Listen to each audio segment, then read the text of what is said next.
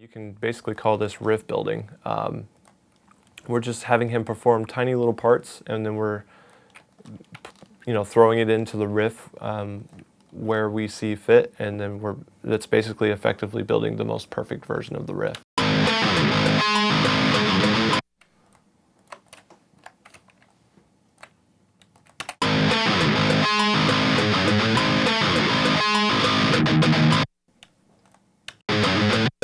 Let's do one more of those.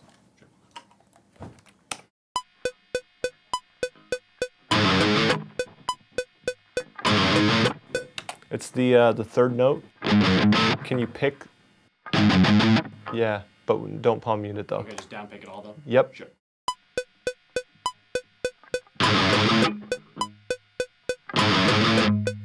I like the last one. Now the last one had a little bit of an overhang, but we're going to end up cutting it off, so it won't really matter. And I'm still, all of the stuff that I'm doing right now is based on the transients and not the actual pick attack, because in a minute what we're going to do is we're going to reveal all of the pick attacks all at once. So we're cutting off the pick attacks right now and just moving all the actual notes, and then we'll reveal the pick attacks. Okay, so I like that.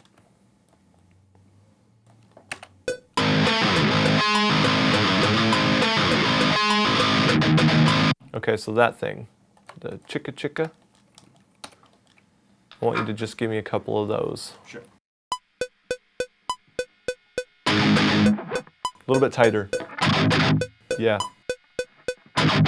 Move your hand to the closer to this way, like right here. Yeah. And then up and down. Keep going. A little tighter. That was good, that last one.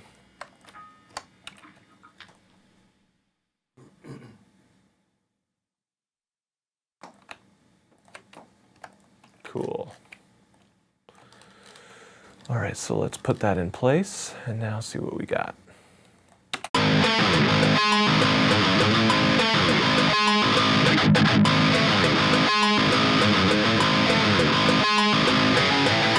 Now I know the riff repeats, so I can just delete all these takes because they're the same before. The only thing that changes is the tail every time. So I'm going to take this whole first half and repeat it, and now I've got the entire riff.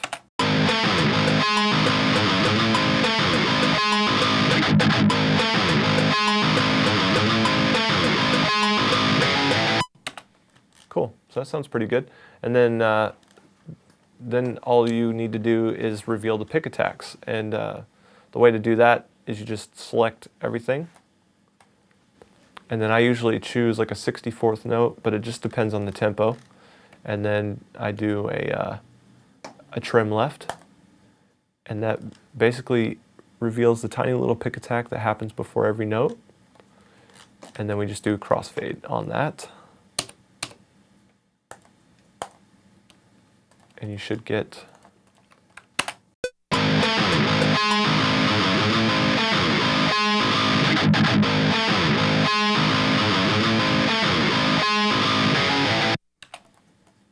and then once you've got a perfect version, then you just do bounce selection, and then that basically turns it into a solid piece of audio.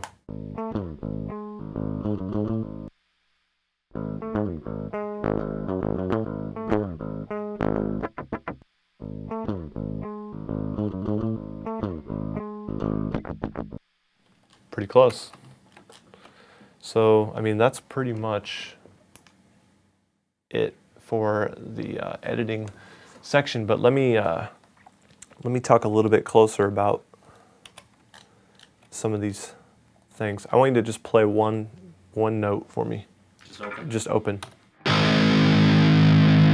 Cool. So let's look at this real closely. Typically, what I will do is I will just cut right on the grid and then move the note afterwards. I find it to be easier because it eliminates a step. So if you're actually cutting based on the pick attack like this, then you've got to move this around. And then if you need to copy and paste it somewhere, you have to actually go back into grid relative mode so that it'll stay. If you're in grid relative mode, it'll keep the amount of distance between where the event starts and where the grid is. And it tends to be a little bit harder to work with, especially when you're riff building, because when you're riff building, you know that you want certain notes to just be a certain length, like for example, like a 16th note. So you have these little blocks that are like a 16th note wide, and then you can just like move them all around where you want like this, and they'll just like Lego blocks almost. And then you can reveal the pick attack afterwards by just doing a trim like that. It's a lot harder to work with the whole note with the pick attack, and then like trying to position it in place and then trying to get the next one in place. Like, it's a little bit sloppier. So I like to just work with the blocks that stick to the grid and then adjust. So finding the pick noise before the transient is just a matter of choosing, you know, how many spaces in front of every note do you want to keep. And I can show you like the distance, I can show you the difference of what it sounds like. So let me just put this on loop.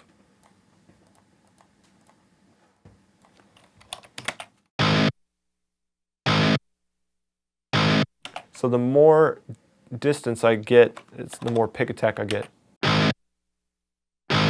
So if I completely remove it, it sounds like this.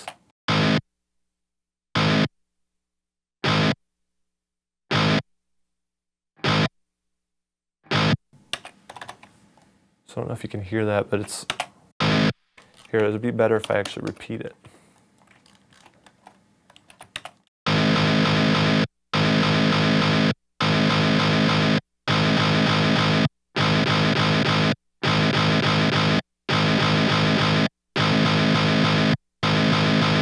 So when there is no pick attack, it sounds like a keyboard.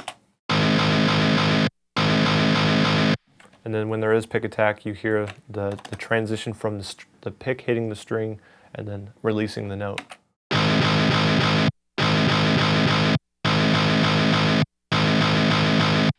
And then of course, in order to make it sound realistic, you have to have the crossfades.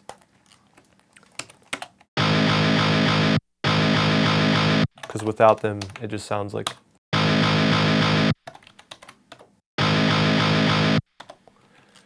But you would never want to take just a single note like that and repeat it, because it sounds fake because there's no variation in each note. So this is I'm just trying to demonstrate the transient part of it. So don't take a single note and like copy and paste it a bunch and then be like, okay, here's my part. Because it sounds silly. So we talked about selecting all the regions in a segment and then doing a trim adjustment at the beginning to include the pick attack, and crossfading the pick attack, which allows it to sound a lot more realistic. And then we kind of demonstrated what the riff building was. Does anyone have any questions on the riff building? Or guitar editing in general? Yeah, we have some from online. Would you please elaborate on what exactly trim left function does? Sure. What does that do? Okay. So we're looking at these blocks of audio here, and right now they're all perfect 16th notes. Or let's see, what do I have? I've got perfect quarter notes here. Now, when you select all the notes, you have these nice little trim functions, and the trim function will move the starting point of the event to the left. So the more I click it, see it keeps moving it to the left, like that. And then you can also do it to the right side. And that's just revealing more of the original audio. So if I take this block out away from the pack and grab these handles and move it left and move it right, that reveals more of the original recording that we captured. So what you're doing essentially by trimming left is you're revealing more of what came before the transient. So we've got the transient exactly in time, but we've cut off the pick attack because the pick attack's right here. So by doing the trim, you reveal that pick attack and then you can hear it when it plays back. So notice that first note has a little bit more of an attack at the beginning. And then by doing it for all the notes,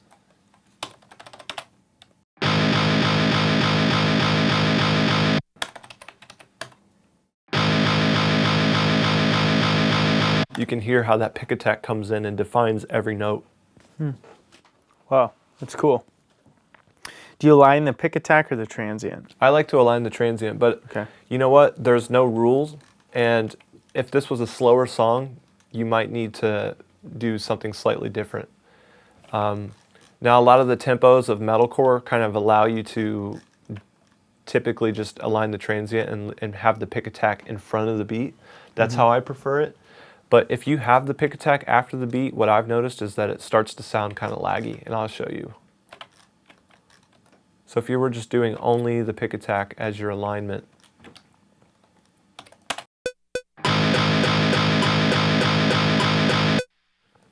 that's what it sounds like versus the other way.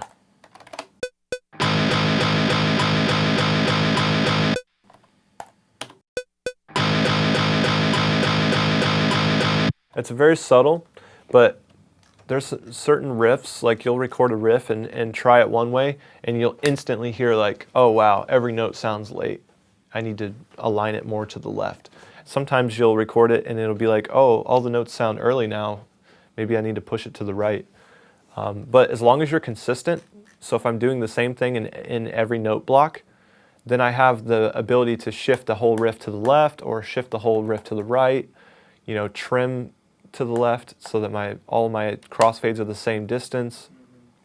As long as you're consistent, you can kind of move it around afterwards. Cool. Andrew wants to know what your signal level should be. Should it be -4 or -6 dB, or where do your guitars come in? Yeah, I try to have the guitar player play, and we did this before we came on the air, but I play the guitar really loud and try to make the loudest noise that I can, and then I'll turn it up until it starts to clip and then just back it off a little bit so that it's not clipping at all. Even if you play the loudest sound on the guitar, it's not going to clip. And that's kind of where I set my level. Okay. The other thing that you can do is if you're working with a specific amp sim, like for example Pod Farm, it will tell you in the manual, it says the hot spot or the sweet spot for the guitar signal is in the yellow. Cool. And so it'll have a meter, and you can look at the meter on the screen and make sure that you're in the yellow area. Awesome. Jordan Earth wants to know, and this question got 4 votes. When you're tracking, do you always use a DI with a guitar and bass, or can you just plug straight into your interface? I always use a DI box. Okay. I feel like, especially the Countryman in particular, this is the DI box that I use. It's called the Countryman. It's just a very high quality DI box, and I feel like it does make a little bit of a difference in your tone. It's not going to change the sound of your tone, it's not going to change the color of it, but it is going to just make it, I guess, more representative of what's actually coming out of the pickup. When you're using a lower quality DI box, it tends to be like maybe muddy or kind of blurry. And what I've noticed about the Countryman is that it just sounds perfect, and I don't know if there's a better DI box anywhere. Cool. Anything else? There's one question about whether you tune the guitar to the attack note or the release note. If you tune like it? if you're picking it out of tune, right? Like if you're picking super hard and... If you have some fluctuation in your pitch, yeah, I tend to go in and actually auto-tune the notes. So if you're working on a part where, let's say the guitar player, let's actually see if we can get a note that starts out sharp and then goes flat. So just play it really hard. Do just an open note, Okay. just one open note. hard. Yeah, real hard. Perfect. So I'm going to, let's say this is the note that I actually want to use in the song for whatever reason. Maybe it has special qualities or something. But it's causing a problem for me because it starts out sharp and it goes flat. You can actually just pitch correct it, because if it's a monophonic note, which means it's only one note vibrating at a single time and there's not any other notes on top of it, then you can auto-tune it. Now if you're working with a chord and the chord's out of tune, there's nothing you can do. You just have to punch it in again. But I'll show you how to tune this note with auto-tune. So you would select the note, and then you would right-click it and go to plugins and find your auto-tune plugin. And then I would go to graph mode and change my input type to instrument, and my tracking is going to be on 100% relaxed. And then I'm going to hit track pitch and then hit preview. Then once it's played through once, you just hit stop and turn track pitch off. And if you actually look at the pitch, you can see how on this red line represents the pitch of the note. It started out sharp and then it went back down to the note. So to correct that, you would click on this note correction tool right here and then just draw a box around the note where you want it to be. You can actually change the note if you needed to.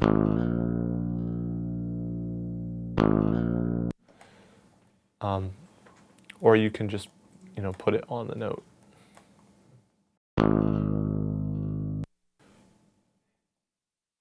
Looks like it didn't detect part of the note though. The beginning is missing from the note, which is interesting. Let me try doing it one more time.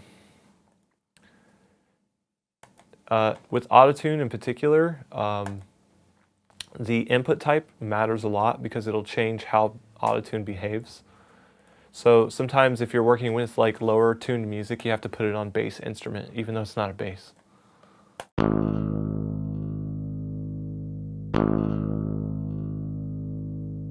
There we go. So that time it detected it. Let's clean it up by doing this. Okay, so now you can hear the difference. Now with guitars, I like to use pretty much a 0 retune speed, just because I'm trying to get it to be just one flat pitch. I don't want it to fluctuate. Now if there's some vibrato in there, you would probably want to preserve it somehow. And I can actually demonstrate that too. Let me see.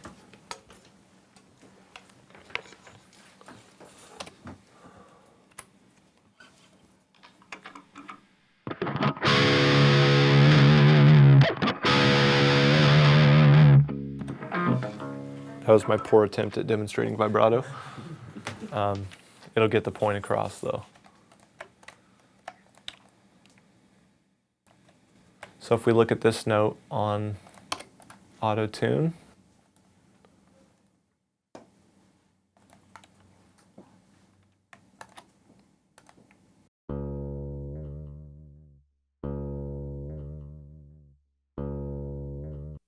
so we can see that this note was actually sharp, but we want to preserve the vibrato. What you can do is you can actually use this selection tool, which is like a range. It looks like a text selector almost. And you just select the note like this, and then you hit the button that says Make Curve. And what that does is it traces the exact pitch, but it allows you to move it around. So I can move that note a little bit lower, which will put it a little bit more in tune. Now if you look at this, you can see that it starts out in tune, but it kind of ends flat. So I can select this whole green thing and grab the handle on the right side and start to skew the pitch. So if I skew it a little bit up, now it starts on the right note and it ends on the right note.